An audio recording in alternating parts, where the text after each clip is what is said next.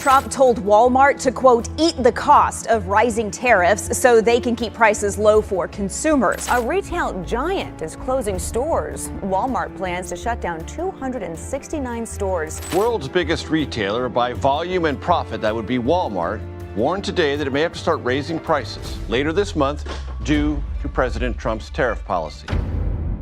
Trump promised that his America First policy would make the nation great again. As President of the United States, I will always put America first. I will very simply put America first. But only a few months into his presidency, America doesn't look like it's on a path to greatness. In fact, the opposite seems true. Grocery bills are exploding, leaving families struggling just to put food on the table. Housing values are falling, wiping out savings that people spent their lives building. Credit card debt is piling up, drowning households in bills they can't pay. And the foreign tourists who once poured billions into the economy have all but vanished. The cracks in the system are spreading fast. And now, the shock has reached America's largest retailer, Walmart. Once seen as the heartbeat of American consumer power, the giant is facing an exodus unlike anything it has ever seen before. Walmart was once the symbol of American economic power, the pride of the U.S. consumer. But under Trump's administration, something strange has happened. Parking lots that were once packed are suddenly empty. Sales are slipping, and executives are left scratching their heads, wondering what went wrong. Here's the twist. It's not because of a boycott. It's not a supply chain crisis either. The real reason is far more surprising. American shoppers have found an alternative in a place no one expected, Africa. Yes, millions of U.S. consumers are turning to African shops for everyday products, and that changes everything. For decades, the West dismissed Africa as poor, unstable, and dependent. But now, the continent is rewriting the rules of global trade. From Lagos to Nairobi, African entrepreneurs are not just selling goods, they're reshaping the game. Armed with new technologies, they are producing high-quality products that meet international standards. Many are leading the way in eco-friendly farming, ethical labor, and reducing carbon footprints. Values that today's global consumers and even U.S. businesses are actively seeking. The result? Africa is no longer seen as a follower. It's becoming a leader. And Walmart, once untouchable, is now watching shoppers walk away. For years, logistics was Africa's greatest weakness. Deliveries were slow, systems were fragmented, and global middlemen held all the power. But that story has changed. African innovators have built world-class logistics networks, cutting out the middlemen and putting control back into their own hands. This is the reason millions are walking away from Walmart. Shoppers are not only frustrated with inflated prices, they're tired of poor quality. Africa, by contrast, offers something fresh, something revolutionary: direct trade, fair prices, authentic culture, and innovation that feels alive. The truth is, Africa holds a wealth of resources that perfectly match the growing needs of U.S. consumers and businesses. From textiles and fashion to agriculture and fresh produce, the continent is delivering more than products. It's delivering trust. And now, consumers in America are starting to realize it. For decades, America built its empire by controlling the global supply chain, and at the center of it all stood Walmart, the crown jewel. With unmatched purchasing power, Walmart dictated prices, controlled markets, and squeezed suppliers around the world. But that model is cracking, and the reason is Africa. A new wave of entrepreneurs has stepped into the game, rewriting the rules of global trade. They're not just exporting raw goods anymore. They're building processing plants. They're creating distribution networks. They're launching e-commerce platforms. And for the first time, most of the profits are staying on African soil. Picture this: cocoa from Ghana, no longer shipped raw to Europe or the US. Instead, it's crafted into premium chocolate inside state-of-the-art factories in Kumasi or Accra. Then it's exported, not as raw material, but as a finished luxury product, landing on shelves across the world, even in African-owned shops in America. Or take textiles. Cotton from Nigeria or Lesotho is no longer sold cheap to Western factories. It's transformed into branded fashion apparel at home, designs bold enough to dominate international runways. This isn't just trade, it's a quiet revolution, and it's shaking the very foundations of Walmart's global empire. African products are no longer trickling out of the continent as raw materials. Today, Kenyan avocados, Tanzanian cashews, and South African wines are moving through African-controlled supply chains, landing directly in the hands of consumers. And the numbers don't lie. In just 3 years, Africa's exports of value-added goods have surged by more than 60%. Investment into African manufacturing hubs is shattering records, fueling a wave of growth no one saw coming. But the most powerful shift is the birth of the African Continental Free Trade Area, AfCFTA, the largest single market on Earth with more than 1.4 billion people. This is the moment the West feared most and hoped would never come. Because here's the truth. Whoever controls the global economy controls the world. For decades, that power sat firmly in America's hands. But now, Africa has entered the arena, and not everyone is willing to sit back and watch. Africa has stepped into the game, bringing its A game, and already, Washington is rattled. Behind closed doors, U.S. lawmakers are holding emergency hearings. Think tanks are publishing frantic reports. New trade deals are being rushed to the table, desperate attempts to claw back access to African markets. Even Walmart is making moves. The retail giant recently announced plans to open its first branded stores in South Africa. And if that works, insiders say Walmart will expand across the continent. The question is, why now? The answer is simple. U.S. retailers have realized what Africa truly is, a market. A market too large, too powerful, and too valuable to ignore. But here's the twist. Africa is not just looking west. The continent is opening doors to China, India, Brazil, and fast-growing Asian economies. What's happening is nothing less than a seismic shift in the global order. For the first time, Africa is no longer the supplier of cheap raw materials. It is emerging as a producer of wealth, of culture, and of technology, ready to compete head-to-head on the world stage. Across the United States, African grocery shops are quietly taking over, and the reasons are as cultural as they are practical. First, African culture itself is on the rise. Afrobeats is topping global charts. Nollywood films are streaming worldwide. African art and fashion are influencing trends from New York to Paris. And naturally, African food is part of this cultural wave. More and more Americans are stepping into African supermarkets, curious, eager, and excited to taste the meals that define life in Accra or Addis Ababa. Dishes once seen as foreign are becoming household staples. Suya spice, jollof rice, egusi, hibiscus tea, and fufu flour are no longer limited to African kitchens. They're crossing into mainstream America. But there's another reason for this shift: health. As U.S. consumers wake up to the dangers of processed foods, many are discovering African cuisine as the answer. African foods are nutrient powerhouses, rich, natural, and healing. And unlike most healthy diets, they don't sacrifice flavor. Every bite delivers both nutrition and taste. The result? African food is no longer just a cultural import. It's becoming America's newest obsession. Not long ago, African groceries were nearly impossible to find outside major U.S. cities. If you wanted authentic spices, flours, or teas, you had to travel far. But that's history now. E-commerce has changed the game. Globalization and travel have opened up people's tastes. More and more, families want to try global recipes at home. And African grocery stores fill that gap, offering authentic, high-quality ingredients that big supermarkets simply don't carry. Everything has changed, and this is only the beginning. For Africa, it feels like a dream finally coming true. But this revolution isn't limited to African or American consumers.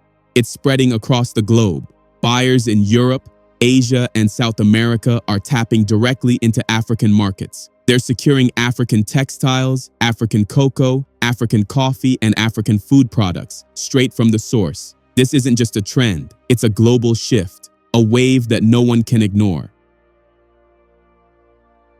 Now think about what this means for Walmart. For decades, the retail giant built its empire by sourcing cheap products from Asia, marking them up and flooding Western markets. Its scale crushed competition and left consumers with no alternative. But Africa has changed the game. Entrepreneurs on the continent are no longer just suppliers, they're sellers. Through e-commerce, they're reaching customers directly. No middleman, no Walmart, and most importantly, the profits stay in Africa. In just the past 2 years, Africa's retail e-commerce market has exploded, growing by more than 40% and attracting billions in fresh investment. The impact is undeniable. Ghanaian chocolate companies are setting up distribution centers across Europe. Nigerian fashion brands are winning contracts in Dubai. Kenyan horticultural exporters are using blockchain to guarantee freshness and traceability from farm to table.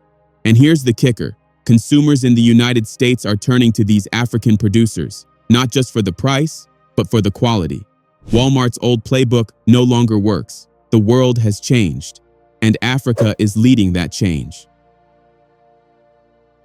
This is where e-commerce changes everything. Take Jumia Technologies, Africa's largest online marketplace, often called the Amazon of Africa. Its CEO, Francis Dufay, recently admitted something striking. The company is benefiting directly from the global trade war. With US tariffs blocking Chinese goods, suppliers in China have turned their attention elsewhere, and one of their fastest growing destinations is Africa.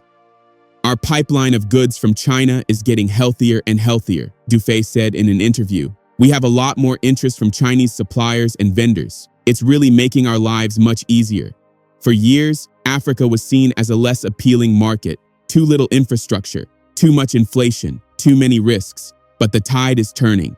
With trade routes shifting, Chinese exports to Africa have soared by more than 25% in just a single year. What was once a forgotten market is now becoming the front line of global commerce, and platforms like Jumia are right at the center of it. The numbers are staggering. Reports show that exports to Africa totaled more than $140 billion, growing between 2 and 4 times faster than shipments to Europe, Asia, or Latin America. And the driving force behind this shift? Trump's tariffs. The US slapped duties of up to 100% on electric vehicles and 50% on solar cells. For Chinese firms, the message was clear.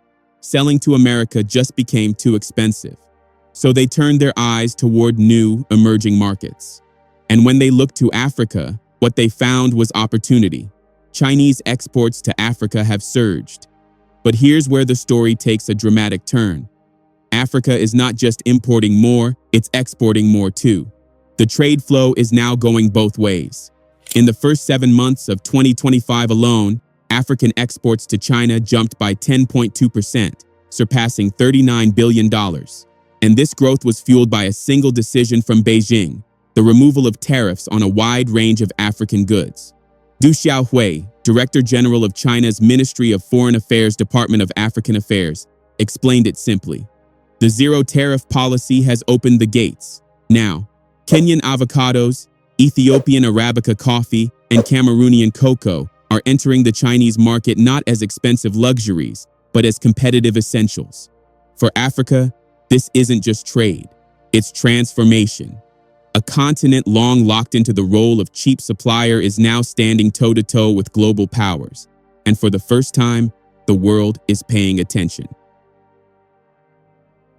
In August 2025, a major breakthrough was announced. President William Ruto confirmed that China had agreed to lift all tariffs on Kenyan exports, including tea, coffee, and avocados. The impact was immediate. Kenya's macadamia sector, once struggling to find stable markets, is now thriving. In August alone, the country shipped 54 tons of macadamia nuts to China's Hunan province, the first batch of the year. By year's end, exports are projected to reach 2,000 tons. The reason is simple. China's expanding middle class, over 1 billion consumers strong, is hungry for premium products, and Kenya is ready to deliver. As the world's third largest macadamia producer, Kenya isn't just exporting raw in-shell nuts. It's also moving aggressively into value-added products, from packaged roasted macadamias to oils, ensuring that more profits stay within the country. But this story is bigger than Kenya. It highlights a deeper truth. China has been Africa's largest trading partner for 15 years straight. In 2023 alone, Africa exported nearly $170 billion worth of goods to China. And now, with Beijing's decision to drop tariffs on products from 33 African nations classified as least developed, the door has opened even wider. For Africa, this is more than trade. It's a realignment. The West once dictated the terms of global commerce. Today, Beijing is rewriting the rules, and Africa is stepping into the future with new leverage and new power. The expanded zero-tariff list now covers some of China's biggest African trading partners, South Africa, Nigeria, and many more. Only one country stands apart, Eswatini. Its recognition of Taiwan as an independent state, something Beijing considers a red line, has left it excluded from the deal. For the rest of the continent, the doors are wide open, and China is already Africa's largest buyer of raw materials, cobalt and copper from the Democratic Republic of Congo, bauxite from Guinea, and countless others. With tariffs removed, Africa's ability to sell not just raw minerals, but finished products is suddenly within reach. Chinese analysts say the zero-tariff policy does more than cut costs. It removes the barriers that long kept African products out of global competition. It means higher export volumes, more diverse product categories, and a chance for African goods to finally stand side by side with the world's best. The numbers reveal the scale. In 2024, China-Africa trade hit $295.6 billion, a record high, the fourth year in a row. And for the 16th straight year, China held its place as Africa's largest trading partner. This isn't a small adjustment in trade flows, it's a seismic shift, one that signals a new era of global commerce, with Africa at its center.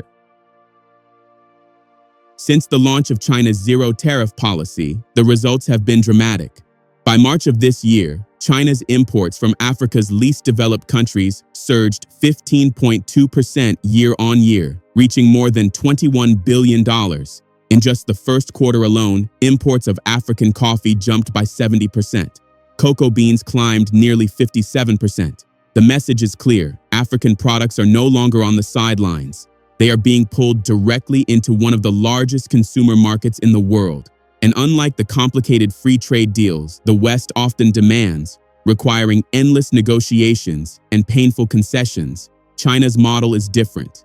It is unilateral. It is straightforward. Equal market access offered to all African partners. Chinese officials say this is not charity, it's strategy.